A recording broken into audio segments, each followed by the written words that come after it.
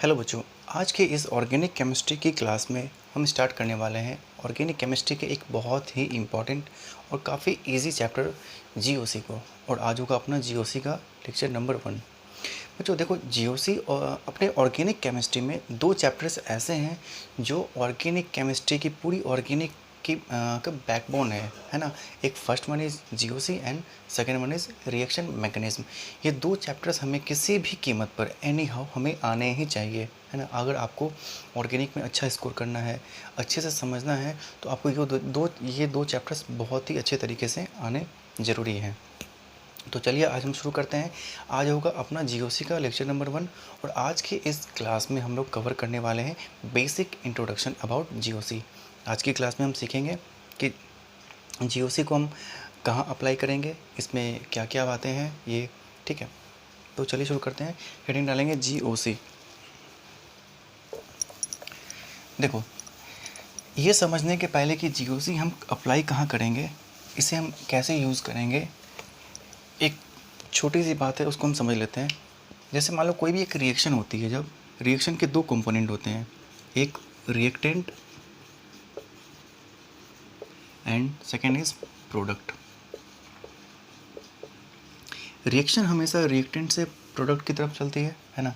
ऐसा हमने nursery class में पढ़ा हुआ है कि कोई भी रिएक्शन के दो कंपोनेंट होते हैं, एक रिएक्टेंट और एक प्रोडक्ट होता है, और ये एरो इंडिकेट करता है कि रिएक्शन रिएक्टेंट से प्रोडक्ट की तरफ चल रही है।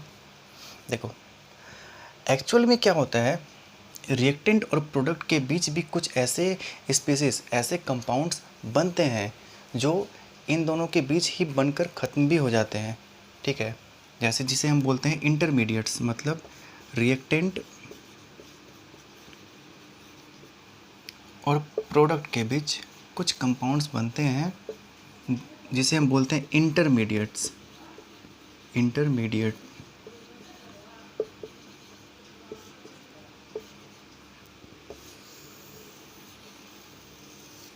मतलब रिएक्टेंट कन्वर्ट होता है इंटरमीडिएट में, फिर इंटरमीडिएट बनते हैं प्रोडक्ट। फाइनली अपने पास क्या क्या रहता है, रिएक्टेंट और प्रोडक्ट ही मिलता है। मतलब इंटरमीडिएट्स क्या होते हैं, रिएक्शन के बीच में ही बनते हैं और रिएक्शन के बीच में ही ख़त्म हो जाते हैं। देखो, रिएक्टेंट क्या होता है, ये हाईली स्टेबल होते हैं, ये हाईली स्टेबल होते हैं, और प्रोडक्ट भी होते हैं, ये स्टेबल होते हैं।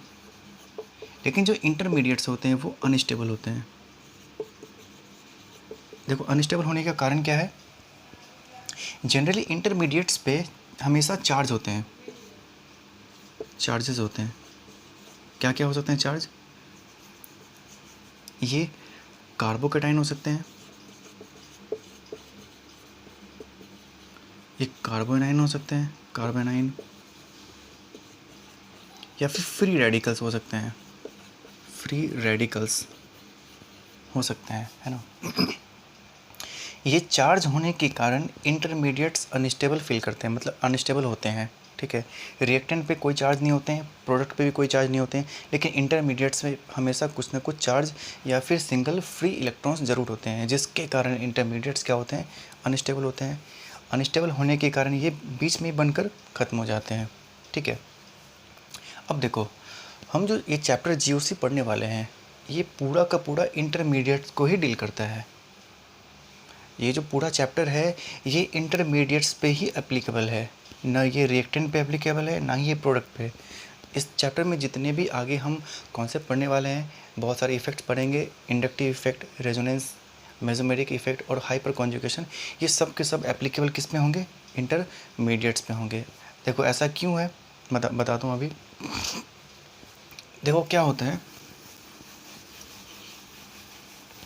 जब भी कोई रिएक्शन होती है तो अपने पास होता है एक रिएक्टेंट, अपने पास एक होता है रिएक्टेंट। देखो, अब रिएक्टेंट जो है ये कन्वर्ट होता है इंटरमीडिएट में।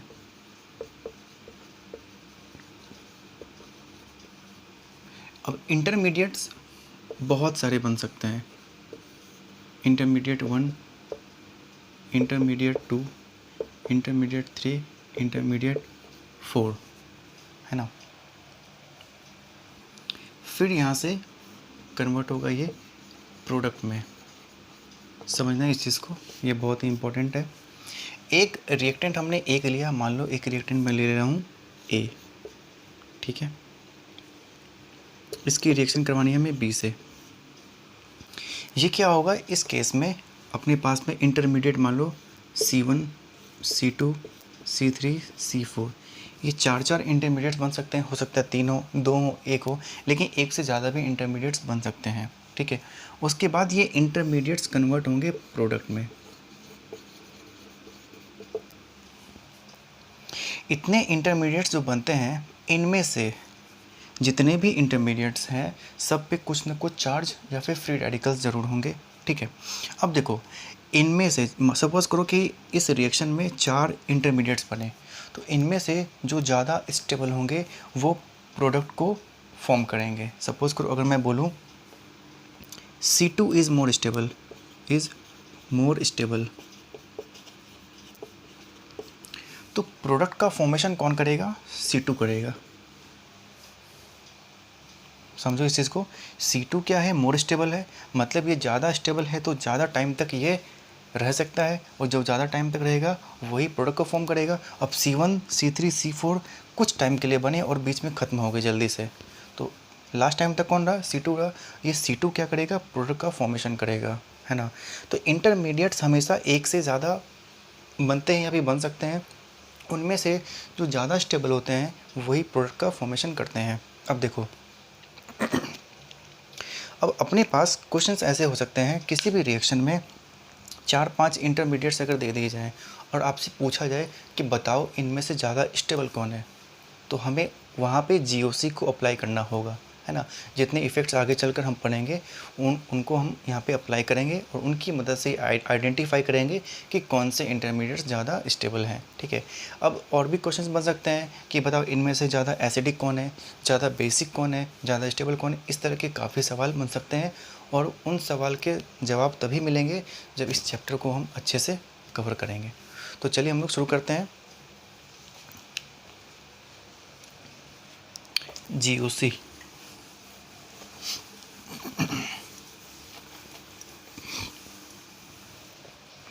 अब देखो, अपने पास मान लो एक कंपाउंड है, मैंने एक कंपाउंड लिया,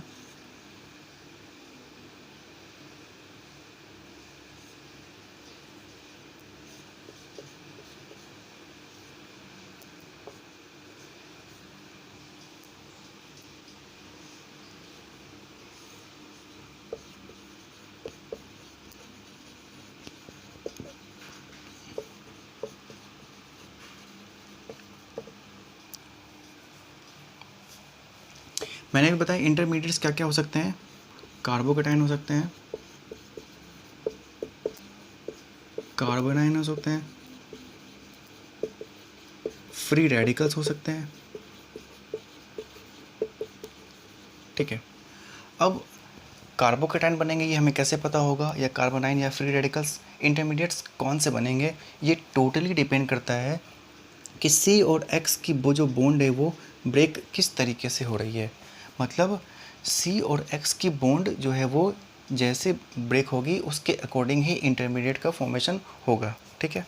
देखो ये बॉन्ड ब्रेक होने के अपने पास में दो मेथड्स हैं, और इस प्रोसेस को हम लोग बोलते हैं bond fission. Bond fission, bond fission क्या होता है? Breakdown of covalent bond between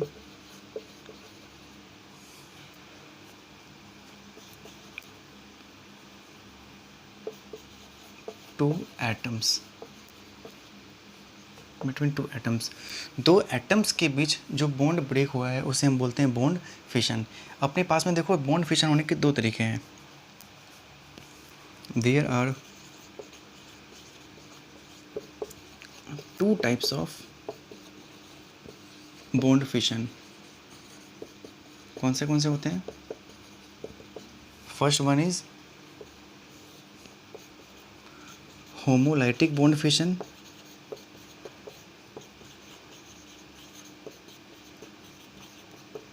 and second one is heterolytic bond fission, इसे ही हम हेट्रोलाइसिस बोलते हैं। हेट्रोलाइसिस, इसे हम बोलते हैं होमोलाइसिस।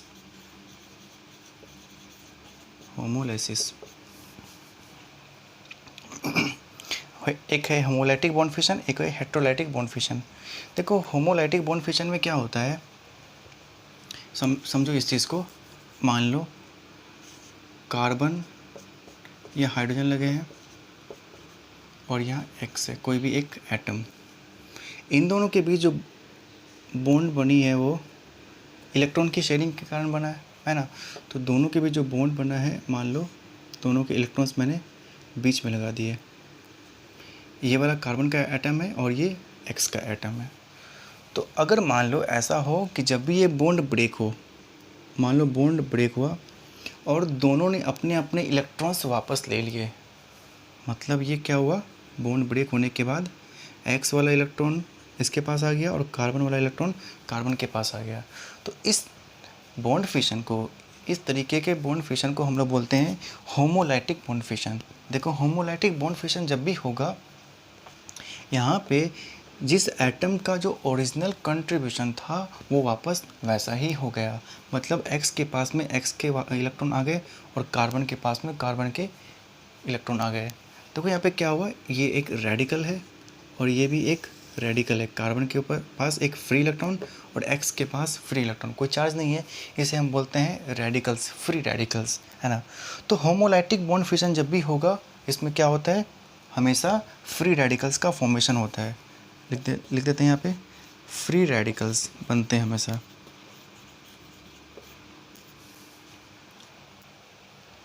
वही मान लो ऐसा हो